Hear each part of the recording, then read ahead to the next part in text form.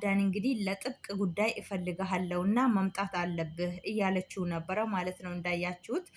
እሱ ግን በኋላ ወይንም ሲላት እሷ ግን ግዴታ አሁን ነው መሆን ያለበት፣ አሁን እፈልግሃለሁ እያለችው ነበረ። ነገር ግን የምትነግረው አልመሰለኝም አይመስለኝም። ምክንያቱም ወንድሟ ይሄን ነገር መናገር የለብሽም ተይው፣ ምክንያቱም እናታችን ታማለች እና እንደምንም ብለን ብሩን ተቀብለን ከዛ በኋላ እንነግራለን እያላት ነበረ። አቤኔ እንግዲህ በጣም በሚያሳዝን ሁኔታ ከቤት እንናገር ስልህ ከቤት እንጠይቃት ስልህ በግድ እንሂድ ብለክ ወስደኸኝ ምን አለ በቤት እንኳን ብንጠይቃት፣ ግን አሁን እንዳለችው ዜማ ሞታለች ማለት ነው እያለው ነበረ። ዝም በላት ሁሉንም ነገር ቀስ በቀስ እንደርስበታለን እያለው ነበር ማለት ነው። እና የናቲ ወንድም ደግሞ ኢዛናን በጣም በጣም በጣም በሚያሳዝን ሁኔታ አንገቱን እንቅ አድርጎ ይዞት አላውቅልህም፣ ምንድነው ያለውን ነገር ፍርጥጥ አድርገህ ንገረኝ እያለው ነበረ። ከዛ በኋላ ኢዛናም ለመናገር ፍቃደኛ ነበረ። ምክንያቱም እሷ የምትወደው አቤኒን ነው፣ እሱ ደግሞ እድሏን ነው የሚወደው ማለት ነው። ስለዚህ እድሏ የኔ ካልሆነች ነገሩ ሁሉ መናገር አለብኝ፣ እሷ ደግሞ እንዳትናገር አፋፏን ማለት አለብኝ እያለ ነበረ። ነገሩን ያው ተግባብተው ተስማምተው አድርገውት በከስተ መጨረሻ ደግሞ ምን እንደሚያደርጉ አላቅም ማለት ነው። እናማ ያው እንደዛ እያለ ነበረ። በስተመጨረሻ ያው እነ አቤኒን ደግሞ እነ ኢዛና ጋር እየሄዱ እየወሰዷት ነበር እሱን ለማሳየት። ያው አመለጠች በዚህም በዛም ሆና። እሱ ደግሞ ያው ፊቷን ወይም ደግሞ ሊያዋርዳት ነበረ። እሱም አልተሳካለትም። ግን ደግሞ በስተመጨረሻ አይታችኋል ማለት ነው። በስተመጨረሻ እንግዲህ የናቲ ወንድም እና በቃ ባል አሁን መምጣት አትችልም እና ስለዚህ አይመቸኝም ብላለች። እሷ በሚመቻት ሰዓት ስትደውልልኝ ያለችበትን ቦታ እጠቁምሃለሁ እያለው ነበረ። በስተመጨረሻም እንግዲህ አሁን መናገር አለብን፣ ችግር ከባድ አደጋ ተፈጥሯል ብሏት ነበረ ኢዛና ማለት ነው እድሏን። ከዛ በኋላ እንግዲህ እሺ በቃ እዚህ ቦታ ና ቴክስት አደርግልሃለሁ አለችው። ያለችውበትን ቦታ ሲነግራት ቀጥታ ወደ ናቲ ወንድም ነው የደወለው። ከዛ በኋላ እንግዲህ የናቲ ወንድም እና በቃ እሷ እድሏ የት እንዳለች እናውቃለንና እንሂድ ብሎት ነበረ። ከዛ በኋላ ይሂዱ አይሂዱ አናውቅም ማለት ነው። ዜማዬ እንግዲህ በጣም የምንወደው በጣም በጣም የምከታተለው ነው። በተለይ እኔ ከአንድ ጀምሮ እየተከታተልኩት ነው ማለት ነው። እንደኔ ወዳችሁ ፈቅዳችሁ የምትከታተሉ ብዙ ሰዎች ትኖራላችሁ ብዬ አስባለሁ። በተለይ ዜማ በነበረች ጊዜ ብዙ ተከታዮች ነበሩ። ምክንያቱም ዜና በጣም የምትወደድ ደርባባና በጣም ትሁት ሴት ነበረች እና እንደምትመጣልን ተስፋ እናደርጋለን ማለት ነው። እንግዲህ አንዱ ሰው አልሞተም ብለዋሉ። እውነት ይሁን ውሸት ባናውቅም ማለት ነው እላችኋለሁኝ። እንግዲህ የነ ዜማዬ ቤተሰቦች እንግዲህ ሰብስክራይብ ላይክ እንደምታደርጉኝ ተስፋ አደርጋለሁ።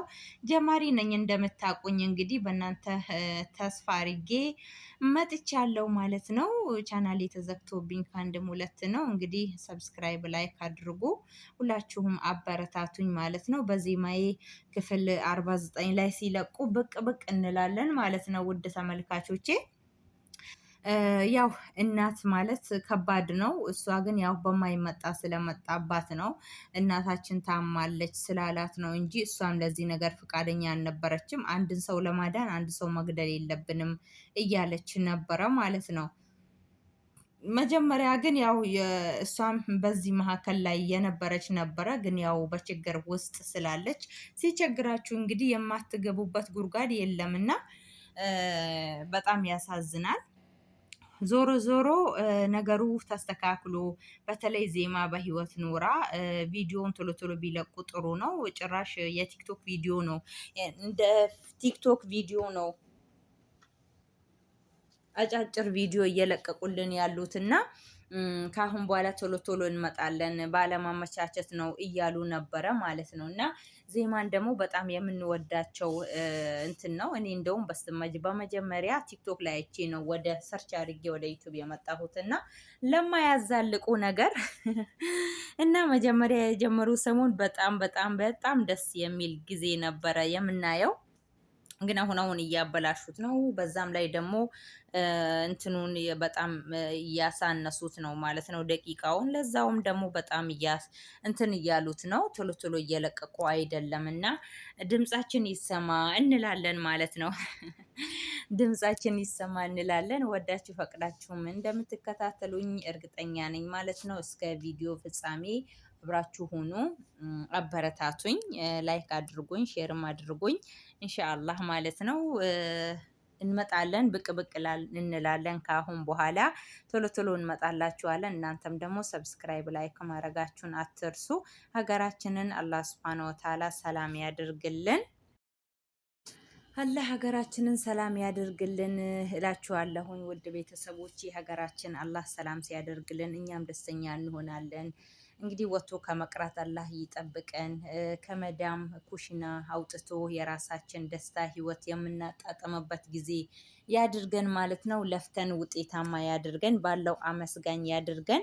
አላህ ሱብሃነሁ ወተዓላ እንግዲህ ስደተኞች ብዙ ሀዘን፣ ብዙ መከራ ከፈገግታቸው በስተጀርባ ብዙ ብዙ እንዲህ ብለው ለመንገር የሚደክምና የሚያስጠላ ወይንም የሚያሳዝን ታሪክ ያላቸው ብዙ ስደተኞች አሉና አላህ የልባቸውን ማሻ ወይም ደግሞ የልባቸውን ጭንቀት በደስታ እንዲሞላላቸው ምኞቴ ነው ማለት ነው።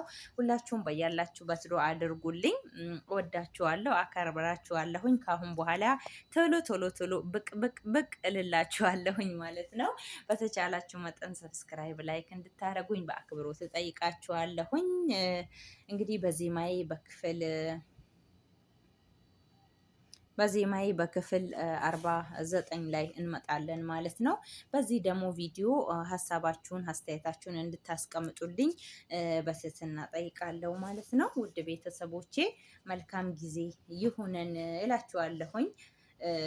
እንግዲህ እኔም ደግሞ ያው ተስፋ ባለመቁረጥ በድጋሚ መጥቻለሁኝ ማለት ነው። እንድታበረታቱኝ በአክብሮት ጠይቃችኋለሁ። መልካም ጊዜ ይሁንላችሁ። በሌላ ቪዲዮ በሌላ ላይቭም ከከፈተልኝ እንገናኛለን። በሱም እስከምንገናኝ ድረስ ሰላማችሁ ይብዛልኝ። ባይ ባይ። ውድ ተመልካቾቼ መልካም ቆይታ ብያችኋለሁኝ።